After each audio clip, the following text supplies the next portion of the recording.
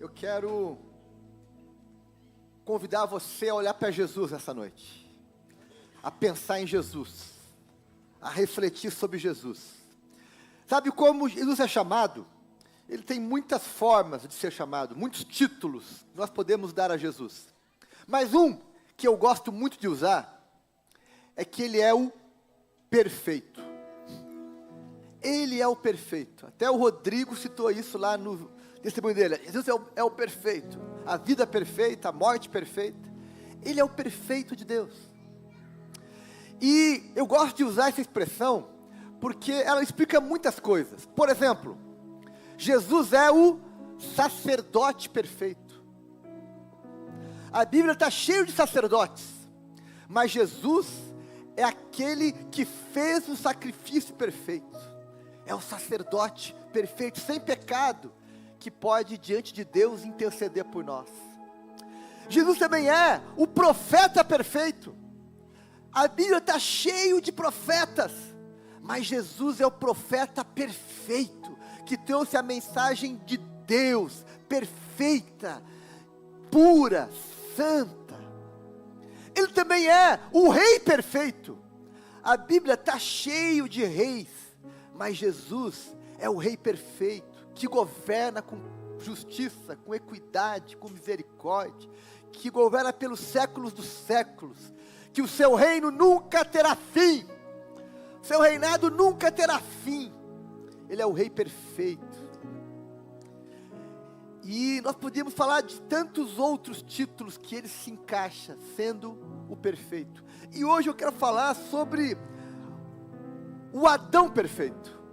A gente conhece muito, né? Todos nós já ouvimos um pouco, já lemos na Bíblia, já ouvimos história sobre Adão e Eva, sobre o primeiro homem. Já falamos, você já deve ter lido muito a respeito sobre Adão. Mas hoje eu não quero falar do Adão do Éden.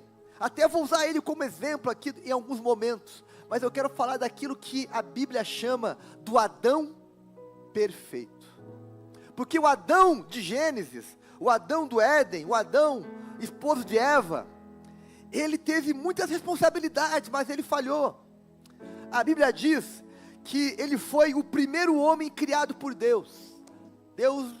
O número 1 foi Adão. Diz que Adão ganhou uma responsabilidade de cuidar e cultivar o jardim do Éden. Ele era ali o zelador, o administrador daquele lugar. Ele tinha que cuidar dos animais, das plantas, enfim, ele era o administrador daquele jardim. Ele recebeu o sopro da vida, tornou ser vivente, e por receber o sopro da vida, ele foi criado à imagem e semelhança de Deus. Ele refletia, ele tinha características de Deus, tinha atributos, né, de Deus, e tinha também o sopro, a essência, ele tinha a semelhança, a imagem e a semelhança de Deus. Quando você olhava para Adão, sabe o que significa imagem e semelhança? Você olhar para ele e você enxergar Deus.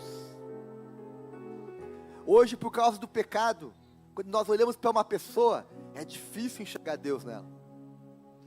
Com a obra da cruz, com a obra da santidade, isso vai sendo restaurado aos poucos.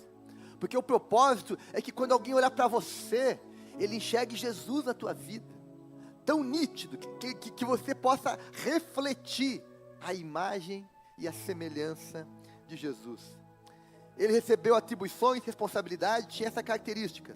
Porém, ele tinha uma ordem: não comesse da árvore do bem e do mal. Havia uma árvore no jardim que ele não podia comer, não podia tocar naquela árvore. E a pergunta que eu sempre me faço, né, quando eu olho esse texto é: por que tinha uma árvore no jardim desse tipo, né? Por que Deus colocou uma árvore que diz: olha, você pode mexer em todas, menos naquela? Bem, a teologia vai explicar que aquela árvore era o símbolo da liberdade humana, de fazer escolhas. Deus não queria ser adorado e ser obedecido porque não havia opção, mas Ele queria que Adão, depois Eva e seus filhos no futuro, enfim, que escolhessem obedecer a Deus por amor, por fé, tendo a opção também de não fazê-lo. Deus deu a Adão liberdade. Adão não usou essa liberdade para o bem, assim como muitos de nós também. Deus nos deu liberdade a todos os seres humanos, e muitos escolhem usar a liberdade para fazer o mal. Lamento te dizer, mas você já sofreu ou vai sofrer nesse mundo, porque alguém usou a sua liberdade para o mal, e prejudicou você, e fez coisas más para você, porque ele escolheu usar a liberdade para o mal. Adão acabou usando a sua liberdade para o mal, e aí cometeu o pecado, a desobediência. A Bíblia chama isso, e na teologia, isso é chamado de pecado original. Quem já ouviu essa expressão, pecado original? Essa expressão quer dizer que diante de Deus, a partir de Adão, todos nascem sob a influência do pecado. O pecado virou uma maldição que alcança todo ser humano. Toda pessoa que nasce, ela nasce pecadora. Ela nasce com inclinação para o mal. Sabe aquele bebê lindo que você conhece lá? Sabe o teu filhinho querido, amado? Pois é, pecador. Nasce pecador. Por mais que seja charmoso, simpático, ele tem uma inclinação para o mal. E a teologia vai dizer que todos pecaram, todos. E todos estão separados da glória de Deus, por causa do pecado. A Bíblia deixa isso claro, por exemplo, em Romanos 5, 18 e 19. Esse é o primeiro texto que eu quero compartilhar com você. O texto diz o seguinte: portanto, assim como um só pecado condenou todos os seres humanos, assim também um só ato de salvação liberta todos e lhes dá vida. Você não leu o texto, você não ouviu, você não ficou empolgado com isso.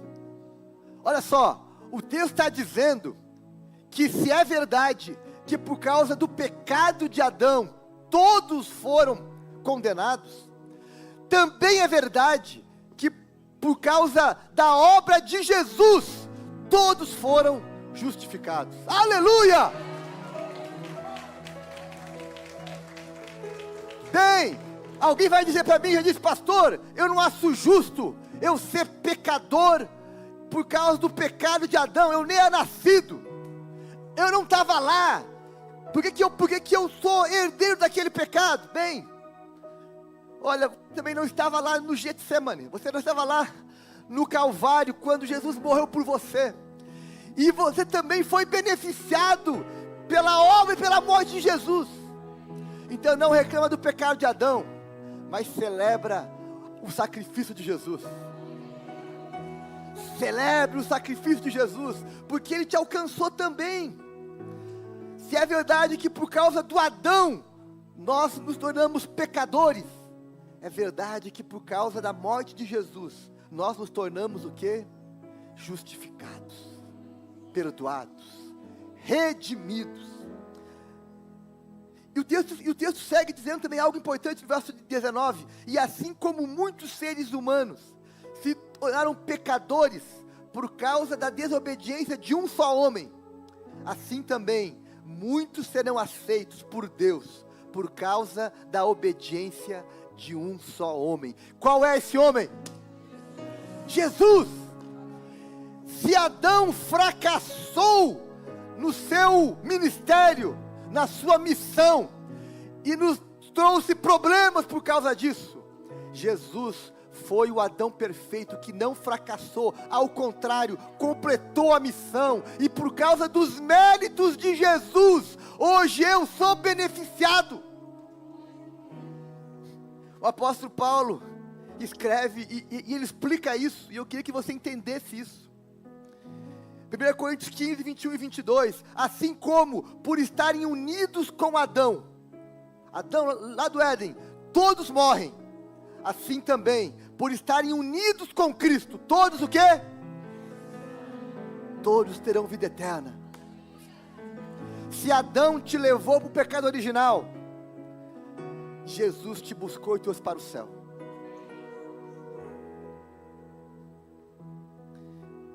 Meus irmãos, eu quero a mensagem ela é bem simples e bem direta. Eu quero que você entenda isso. Por causa de Adão, todos seres humanos, todos, você, os seus amigos, seus familiares, seus inimigos, os que moram do outro lado do mundo, os que moram em qualquer lugar desse planeta, todo ser humano, por causa de Adão, ele nasce com a marca do pecado. O pecado original, o pecado lá do Éden. Todos nascem. E meus irmãos, a única forma de você resolver esse problema é se você aceitar e crer que Jesus é o Adão perfeito. E por causa do sacrifício dele, que o Jesus veio para oferecer uma alternativa à humanidade, em função do pecado de Adão. Adão fracassou, então Deus enviou Jesus, para que Jesus nos desse um novo e vivo caminho. Adão fracassou no jardim do Éden, e nós sofremos as consequências disso, mas Jesus triunfou no Getsemane, triunfou. Também foi num jardim que ele ressuscitou. Ele morreu numa montanha lá no Calvário, mas ele ressuscitou no jardim. E é curioso que lá em Apocalipse a gente vai ver o quê? Um jardim. Tudo começou errado num jardim, mas tudo foi consertado por um jardim, e tudo será celebrado em um novo jardim. Oh! Jesus, ele é o Adão perfeito. O Adão perfeito. O Adão que você precisa. E porque ele é o Adão perfeito, ele se tornou o Adão perfeito, porque ele realizou algo impossível para qualquer ser humano. Ele fez o sacrifício perfeito. Quando você lê a Bíblia, e você lê o Antigo Testamento, e nós estudamos isso no curso de batismo, que o Antigo Testamento ele apenas aponta para Jesus, ele revela, ele dá luz, ele tem as sombras daquilo que é, né? Então, muitas coisas que acontecem no Velho Testamento, elas se tornam, elas encontram sentido quando você lê o Novo. Por exemplo, no Antigo Testamento, o povo, para receber perdão dos seus pecados, precisava oferecer sacrifício de animal regularmente. Anualmente, haviam festas, haviam momentos, haviam cultos especiais, que eram cultos de sacrifício de animais. Era o meio que Deus havia falado: olha, para vocês se redimirem, alguém vai ter que levar a tua culpa. Quem vai levar a tua culpa? O cordeiro, o passarinho, né? Alguém. Então tinha aquela matança de animal. E a Bíblia chama isso no Antigo Testamento, sabe de como? Um palavrão: propiciação. Palavrinha difícil, né? Propiciação, é isso que era chamado no Antigo Testamento. Então, o local onde era feito sacrifícios era chamado ali, né? O altar da propiciação. Quem aqui é advogado sabe, né? Propiciação no direito é alguém pagar sua dívida. É um exemplo típico. Você tomou uma multa, ou você foi preso e alguém tem que pagar lá a fiança. Bem, alguém foi lá e fez propiciação por você, pagou a tua multa, pagou a tua fiança, você está liberado daquele problema. Bem, na teologia, propiciação é o quê? É alguém levar o teu pecado, levar a tua culpa. E no Antigo Testamento isso era feito pelos animais. Aí vem Jesus. Como é que ele é chamado por João? Eis o Cordeiro de Deus, que faz o quê? Que se faz propiciação. Interessante que João,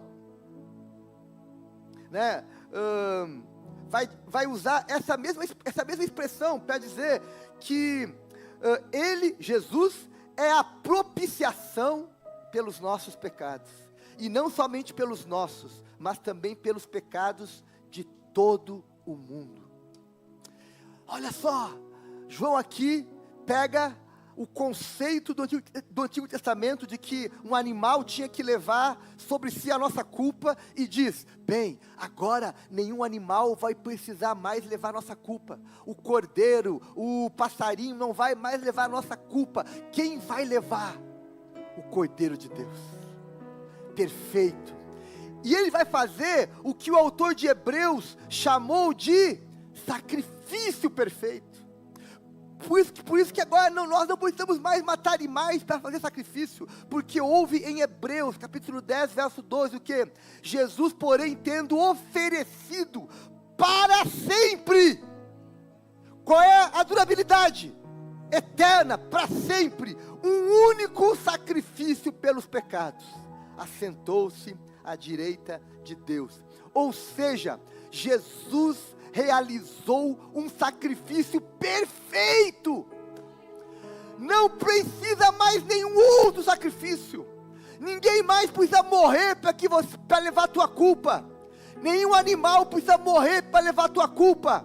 Nenhuma pessoa, ninguém precisa morrer para levar a tua culpa, porque Jesus fez o sacrifício perfeito, definitivo. Aleluia! Nós celebramos aqui a ceia do Senhor para lembrar do quê? Do sacrifício perfeito. Para lembrar que um homem morreu por nós. Um homem levou sobre si a nossa culpa. Um homem se fez propiciação por nós. Um homem. E isso valeu para sempre. Eternamente. Por isso, meus irmãos, eu pergunto para você: como não amar alguém como Jesus? Como não amar alguém que veio fazer um sacrifício perfeito, veio viver uma vida perfeita, veio trazer uma mensagem perfeita?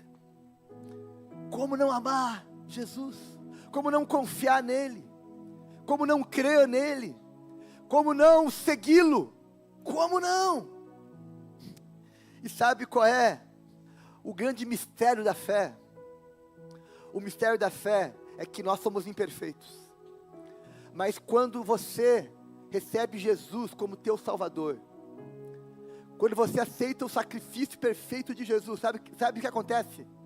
Jesus te torna perfeito diante de Deus. Você é justificado diante de Deus. O Pai agora, quando olhar para você, ele não vê mais a Tamires antiga. Sabe quem ele vê? Jesus. Não é que o Pai vai ver em mim agora um Cabral melhorzinho, mais bem maquiado. Não. O Pai vai olhar para mim e vai ver Jesus, o perfeito. Eu vou ser salvo, não porque eu sou bom, não porque eu sou brilhante, não.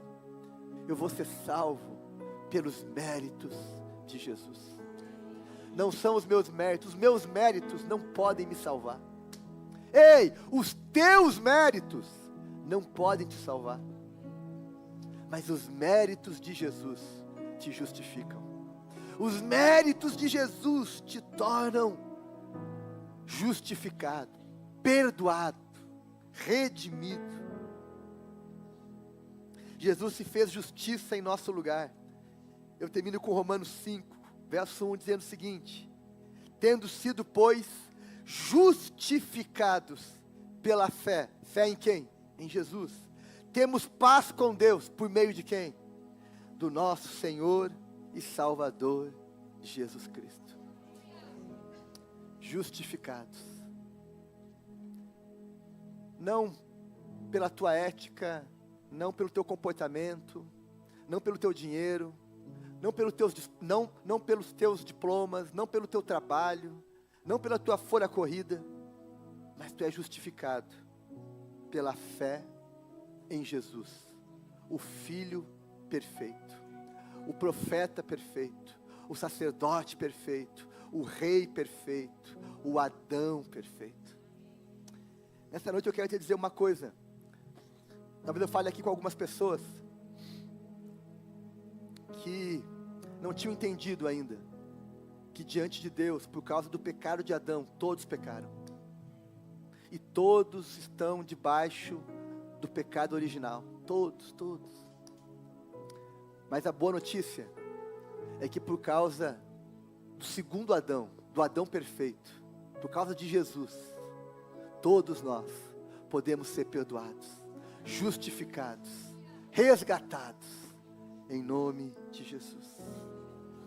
Portanto, também nós, uma vez que estamos rodeados por tão grande nuvem de testemunhas, livremo-nos de tudo que nos atrapalha e do pecado que nos envolve, e corramos com perseverança a corrida que nos é proposta, tendo os olhos fitos em Jesus, autor e consumador da nossa fé.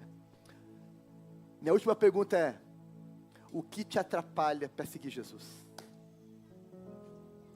O que tem te impedido de seguir Jesus? Tem alguma coisa te impedindo? O que te impede de se batizar? O que te impede de congregar?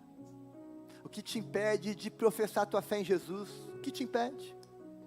O autor de Hebreus diz: livrem-se de tudo que nos atrapalha, do pecado que nos envolve, e corra para onde? Para Jesus, o Adão perfeito, o sacerdote perfeito, o profeta perfeito. Amém?